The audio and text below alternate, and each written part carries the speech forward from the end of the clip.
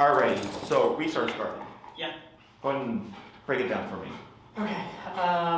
He is one of two in our household. The other one is like 35 pounds. Smaller dog, a little bit older, so Doughnut is about a year and a half. And it just kind of started happening in the past month or so, seemingly out of nowhere. But I'm sure there was something that changed, but we're not really sure what. Really, it's dog to dog when there's food involved. He's just kind of lost it on his brother, so. I see. Oh, that's right, because this is the one that attacked the other dog with the Yeah, so all that happened was we went to scoop his food out of his bowl, and his brother walked by, and he just kind of turned and attacked him. It happened the other day with some treats too. Fruits? Treats. Like we were giving both of them treats, and usually they're totally fine with that, but he just kind of got worried or something and started attacking his brother again. So. Were there punctures or anything? Yeah, he had a couple punctures on his chest. The other dog? The other dog. Gotcha. Was that both times or? No, just the first time. The first one. And so the second one, no punctures, but still essentially just attacked. Yeah, he just started towards him, and we were able to redirect them. But yeah, the first time we really couldn't redirect them. We tried. Okay. So we got resource guarding with food around dogs, and then what about towards humans? Not that we've seen. But yeah, I don't know if there would be. We started, originally he had his food out and his brother did too, and they were fine for a really long time. And then once he sort of attacked his brother, we moved his food into a back room that's gated. Yeah. So there have been not problems with that because we put him in there before we feed him. So. Sure. And you said he's a year and a half currently? And then the last one was a week ago? Yeah, about. And then the first time was how long ago? 3 weeks ago, maybe? 3 weeks ago, okay. Yeah. And then prior to that? Nothing like that. Not even slowing down with eating, like looking at the other dog when they were pets? Yeah, they would look at each other sometimes. Okay. He would definitely perk up if somebody walked by his food. But, sure. No attacks. We were watching my brother's dog for a while, so that might have been part of it. It's like just having more dogs in the house, and that was maybe stressful for him. Sure. So yeah. Anything else that you're trying to address, or is there mainly the resource guarding? It's mainly the resource guarding. He's a bit of a bully. Like when his brother grabs a toy, he just kind of wants it just because his brother has it. So I don't know if just generally sharing is something that would be good to look at. He also he listens to my wife a lot more than he listens to me. So just working on that a little bit would be great too. How old's the other dog? He's 5. Okay. Anything else? That's pretty much it. So resource guarding,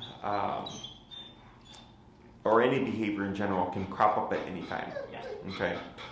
So it sounds potentially like it was there on a very low level. That's why I asked, did there were paws around you? Because resource guarding has tiers. Yeah.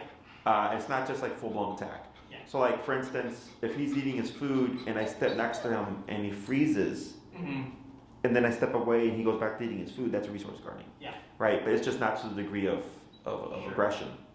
So, so it sounds like it could have been there, just very, very low level. Yeah. And then for whatever reason, when the other dog passed, when you were scooping out the food, it was too close for comfort and he decided to trigger. Yeah.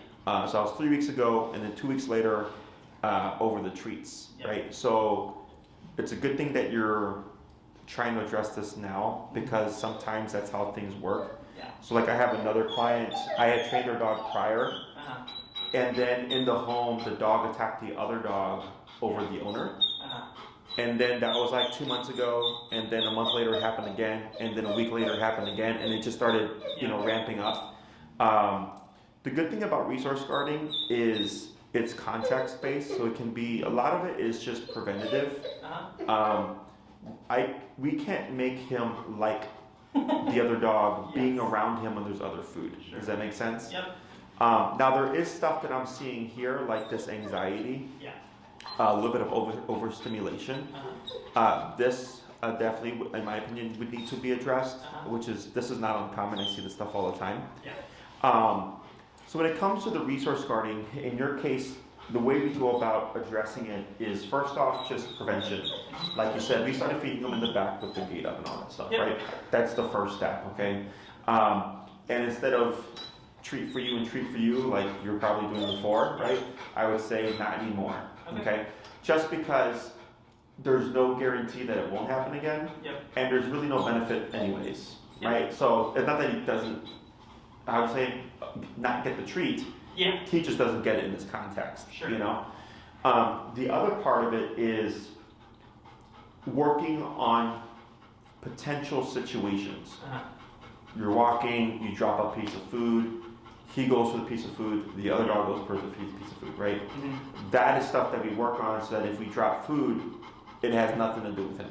It is completely off limits. So we're preventing a potential interaction there. Does that make sense? The other thing is teaching them how to disengage and or release from an object that he's actively like chewing on or whatever. So like if you're in a situation where like there's a piece of kibble on the floor that we didn't know was there and he sees it and the other dog is going for it, if you said like leave it or drop it, he just disengages and we don't got two dogs vying for the same piece of object, right? So resource guarding is partially just avoiding certain things, prevention, but then also having control if you find yourself in the situation of like, oh crap, I think something's about to happen.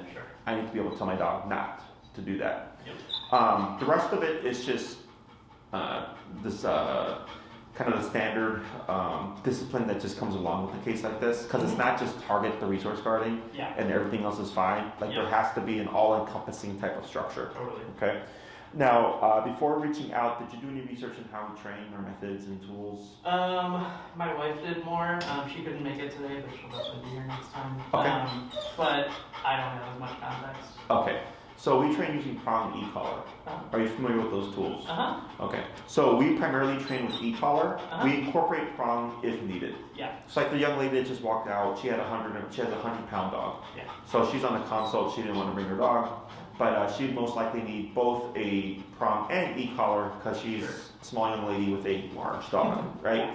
And in almost all the other cases, it's purely e-collar, okay? Are you familiar with what the technology is? I think so.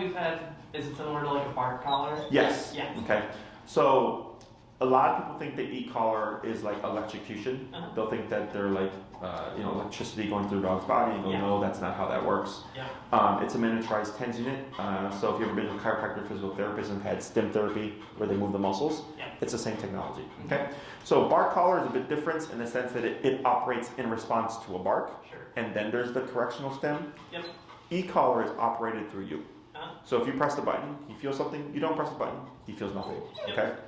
So when we deal with behavior cases, a lot of people think like we're gonna make the dog be aggressive with food, and then we're gonna punish them. And I tell them that's not how that works at all, because we're thinking punishing the guarding behavior, and I'm thinking teaching the dog that object is not even theirs in the first place, so there's nothing to guard. Does that make sense? Makes total sense. So the first thing that we always start with is the heel command, which is walking on a leash. The reason why it's such an important command with e-collar is that most people walk their dogs at least 3 times a day, 7 days a week. So 3 times a day, 7 days a week, you're practicing the structure of e-collar. Okay, it helps us learn what his levels are, how high we need to be on the collar, how low does he respond, like all that stuff. And we use that information to then tackle the resource guarding. So lesson 1 is almost always going to be heel, okay? So now we do verbal instruction. You show up with your dog, you have your equipment. I coach and teach you through everything. I don't need to touch him. Okay, so it's all hands-on for the owner. So a lot of people like that because you're learning from the get-go. Totally. I already know how to train dogs, so I don't need more experience. Yeah. And then I give you your homework and I say rinse and repeat. We'll see you in a week. Okay. You come back week 2. How are we doing? Hey, he's doing really well. His pulling is 80% better. Blah blah blah blah. Make a few tweaks. We work on the second half of heel, so it's a 2-part exercise. You go off and do your homework, and by class 3, technically speaking, we can already start jumping into resource guarding. Okay, so the heel stuff helps establish the foundation for the e-collar work. Yep. It helps him learn that e-collar turns on and turns off, and that he can make decisions to turn it off, so that when we apply it to the resource guarding, he's already thinking like, okay, I'm feeling that thing again, and I know it'll go away. I just have to figure out how does it go away. Yeah. Okay, so 2 classes on heel, and by the 3rd class we can jump into e-collar for the resource guarding stuff, and then resource guarding takes a long time to address. I would like it to be to a point where if you dropped a piece of chicken in the kitchen, he's just like, I want nothing to do with it, I'm gonna go hang on the couch. Yeah. Right? Collar or no collar. That's the ideal situation that we want. Yep. So that we avoid any of those things. And that just takes time. It's not like we teach it and then within the week the dog is fixed and you're good to go. Totally. You just have to reinforce those exercises. Yep. The other thing would be setting up contexts in which they're what I call default behaviors. So you have your on-command release, like drop it or leave it.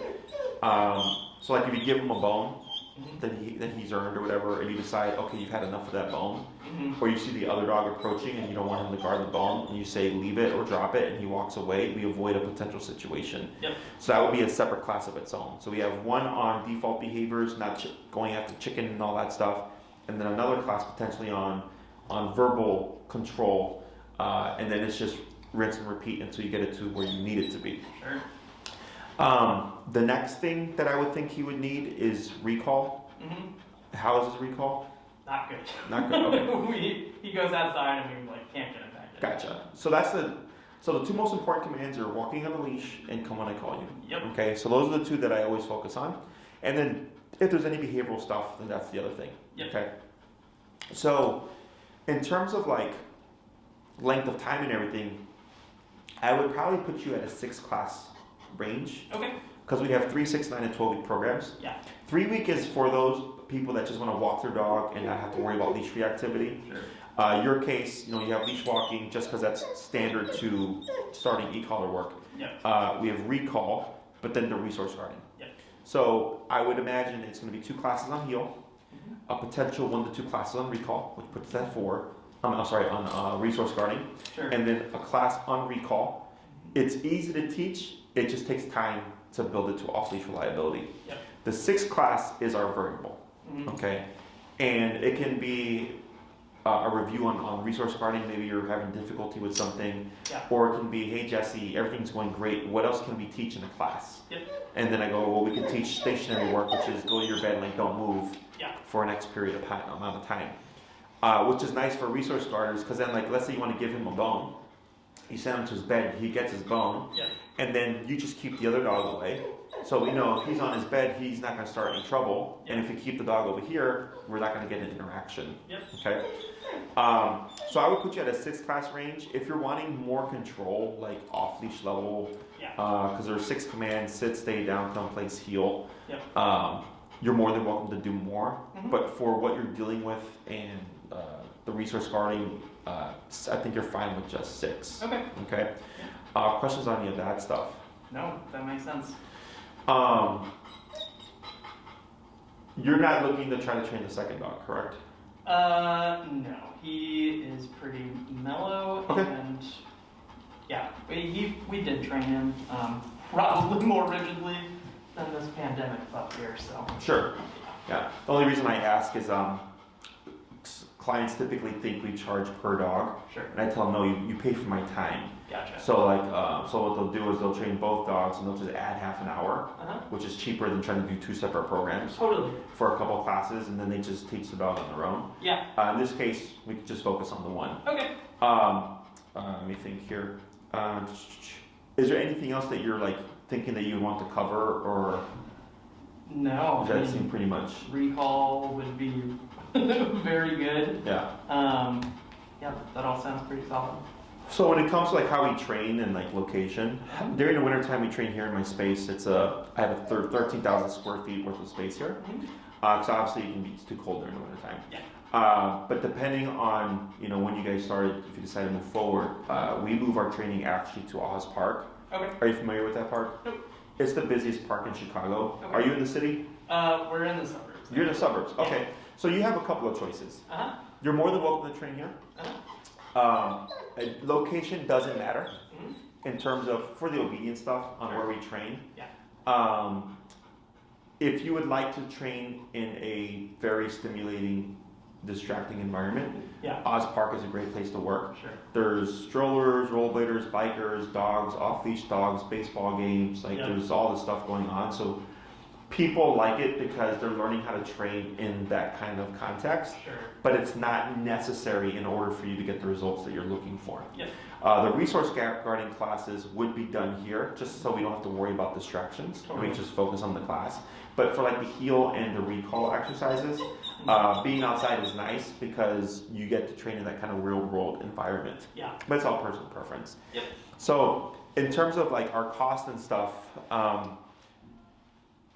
because in-home is more expensive now because everybody travels to me, so me traveling to somebody else takes up more time. Yeah. So our choices are here at my facility or at the park. Either one doesn't come with any kind of premium because you're still coming to me. Sure. And then we just train out the park because it's nice, because for the client it's just, it's a nice environment to train in. So you have those options available. And for our suburb clients, a lot of them will just tell Maria like, hey, I'm coming from the suburbs, can I just train at the facility? And it's like not a big deal. Yeah. Okay. In terms of like the e-collar and the cost of it, it runs around $330-ish with tax. Okay. They last for years. Yeah. So like my e-collars, because I have my two dogs, I have a pit and a chihuahua. They're both e-collar trained. Their e-collars lasted about 10 years before they crapped out. Okay. So they last a really long time. The one that he would be needing is Dog to Black Edition, which Maria will follow up with that information. Because he's, like a 70-pound dog? Something like that, maybe a little more. Yeah. So it's meant for 70-pound dogs and over. So it's the collar meant for his size. Yep. It's the best collar in my opinion. So you don't have to worry about like, is this gonna work or not work? Like it's meant for dogs his size. Sure. And then in terms of like the training and the approach, it's very much common sense and logic based. I break things down and I give you a methodical approach to addressing all this stuff during the week. Yeah. Okay, so you don't have to learn how to become a trainer to like train your dog. Yeah. You have to learn a couple of things, but it's once you understand it, you're like, this makes complete logical sense. Yep. And then it doesn't require you to, develop dog training as a skill in order to like fix these things. Okay. Questions on any of that stuff? No. That makes sense. Let me think here. Oh, one of the most common questions I get is when does the e-collar go away? In my book, it does it when you need it. Yeah. Where I would expect it to go away is in the home. Sure. Okay. So outside, because we can't account for life, off-leash dogs, someone blowing up a random firework or whatever. Yep. If you're walking him, if something happened, it's not that you're always using the collar. It's that it's present. So in case something happens, you have the ability to address the situation. When it comes to inside the house, because that's his everyday, you will find yourself in the beginning applying the e-collar at certain times as you're getting the structure within the home. And then when it comes to moving past the e-collar and trusting like that he's not gonna go after the other dog and stuff, it's just time. Yeah.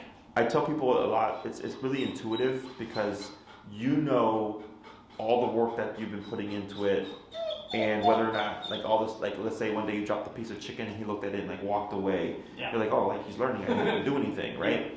It's because you spend so much time in the home, the collar does go away at some point for stuff like that. Yep. I will also go over how to address and correct things that are not dependent on the e-collar within the home. So that this way, if something happens, you still have a means of correcting him to stop the behavior. Yeah. Because you're not always going to have that tool on him. Totally. And I liken it to humans with cops. Yep. So like most people don't go the speed limit on the expressway, Yeah. but then when they see a squad car, they'll slow down. Sure. So I tell them like the e-collar is like a cop on a collar. When your dog's got the collar on, like he knows like, okay, I have to behave myself because there's sort of consequence. Yep. But when you remove that collar, he's going to press boundaries because he understands that there is no real threat of consequence. Yep. Okay. So it's nothing good or bad. It has nothing to do with my training methods. It's simply the way of the world. Yeah. It's what we call opportunistic behavior. So like just with humans, if we can get away with speeding and not get caught and get a ticket, we're going to speed. Same thing with dogs. If he can, start a fight and not get corrected for it, like then it's like, why not? Yeah. Okay. Question on any of that stuff? Don't think so. No. And then I saw you brought treats and stuff. Was this to show like his guarding, or was it just for the? No, we've just shown up. We've had some trainers before and showed up, and they're just kind of like, "Can you bring anything?" I see what you're saying. Yeah. No. So this is a consult where I just break down. Totally. I assess everything. Yep. Even if it like I've been doing this 12 years. Yeah. I know what resource guarding looks like. Yep. So since you're unfamiliar in terms of like our methods and stuff, Sure. if you'd like to familiarize yourself, what you can do is so my business is Canine Perspective. Canine is spelled out C-A-N-I-N-E. You go to canineperspective.com. It'll take you to my website. And on my website, on the home page, if you scroll down, you'll see a video that takes you to my YouTube. Okay. And on my YouTube, you can even like search resource guarding, and it'll bring up cases that I've worked with, so you get an understanding of what it looks like. Sure. That video on my website, also that first one, is actually a really good one to watch too. And it's a dog that's very human and dog reactive when she shows up, but then by the end of class, she's in a passive state and calm. And I break down the theory of the training and how it works and everything. Because I think it just helps people to understand what the tool is and how it is applied. Totally. So, I use actual client footage and stuff to help demonstrate that. But when it comes to resource guarding, I've had plenty of resource guarding cases where you can just watch and then just see the whole process and understand like, oh, okay, like this is what he was talking about during the trainings, during the consultation session. Totally. Yep. So, let me think here. Any other questions? No. You can see he kind of runs just kind of does whatever he wants. So definitely want to get some more control. Sure. And you're not going to lose any personality, because people always ask like, oh, is it my dog's personality going to change? I go, no. We're not making robots. It's going to be the same dog. It's just going to be a bit more disciplined. Totally. It's like a buddy of mine. He's military, and I've known him since sophomore year of high school. So we've known each other like more than half our lives. We used to party together, all that stuff, and he went to the military, and he's the same guy. He's just much more disciplined now. So same thing here. We don't want to make robots. We're not going to kill the personality or anything like that, because people always worry about that. Go no. One thing that you may see in the beginning is what we call, what most people call like mopiness or depression. And it's not mopiness or depression. It's just their dog is actually calm now. Because they're so used to seeing their dog excited, and I'm like, but excitement is not healthy. Right. Like this constant excitement here. You see how he's under stress and he's like moving around. That's actually stress. So if he were to be in a passive state, he'd already just be like knocked out, sleeping, because he's like, there's nothing to worry about here. So it's not mopiness or depression. It's just the dog actually being calm. But also because this is discipline based, no one likes discipline. Totally. So in the beginning, it's kind of like, all right, until they learn the game, and then he understands like, well, if I don't do this and I don't do that, and I don't attack my brother, and I don't do this, there's no consequence. And then the dog starts to ease up. So, let's see. So minimum 6 classes. If you're welcome to do more if you like. Dr. Black Edition. Nothing out the ordinary. I've seen this stuff countless times. So I'm not worried about like whether or not we'd be able to achieve results. The main thing is just the human's comfort with the e-collar. So if I'm like, your dog, so our collar goes 0 to 127 in increments of 1. And let's say, we always start low and work our way up. We don't come in at 100 just because he's being, defensive. We start low, we work our way up. But if he were to end up needing like 85 out of 127, which is pretty high, to disengage from a treat or from an object that he wants, the human logic starts to kick in. Yeah. And then they start to feel bad. They're like, well, I don't want to, remote my dog at 85. I'm like, I understand that, but like that's what your dog needs. Yeah. Because he didn't respond to anything lower to disengage from the object. Totally. Yep. And that's what holds people back the most. Yep. Because like the lady that just left, she asked, she's like, have you had any failures? Like, well, absolutely, everybody has failures. Yeah. But my failures are based upon the human not following through with the training. Yep. Every now and then we get a case that is pretty extreme because I deal with behavioral stuff. That's what I'm known for. And I get about 1 to 2 dogs a year that are just so intense or so severe. It's not that we fail, it's just I don't get as much progress with them because it is a more intense case. Well, you're a drooly guy. He's very drooly. Come here. So as long as you follow through with the homework and you're willing to reinforce the training and stuff, there's no reason why we shouldn't be able to address this. Okay. Resource guarding is pretty simple. Yeah. Okay? Cool. Yeah. Other than that, he's a sweetheart, so. Sure. Just. He's got that little quirk. Yeah. When it comes to booking and stuff, Annie, correct? Mm-hmm. If so she can email Maria and tell like, hey Maria, we'd like to do 6 or 9 or whatever you choose. And if ideally both people would it's best if both of you were there. Totally. So you're on the same page. Yep. So if she sent like yours and her schedule to Maria, because that's what Maria would ask for, it kind of just skips a step, so to speak, Sure. So because Maria would turn around and ask that same question, but now she's already got it there in front of her. Okay. And she cross-references your calendars with my calendar. Great. And then gives you options on where she can fit you in. Cool. And then if you tell her, which she probably knows that you're from the suburbs, she'll keep that in mind too, and that puts you at times where it's going to be really shady in terms of traffic and stuff. Yeah. Other than that, it's pretty much it. Okay. I mean, you're pretty straightforward, so it's Yeah. That's cool. Yeah. We'll definitely follow up. Mhm. I don't really think I have any other questions. Okay. Well, if you forgot to ask any, or if Annie has any herself, she's more than welcome to reach out to Maria. Sure. And if Maria can answer, she will. If it requires my attention, she'll email me, and then I email her back. Okay. And then, just as a heads up, Maria goes by the contract. Okay. So she sends you as a contract form.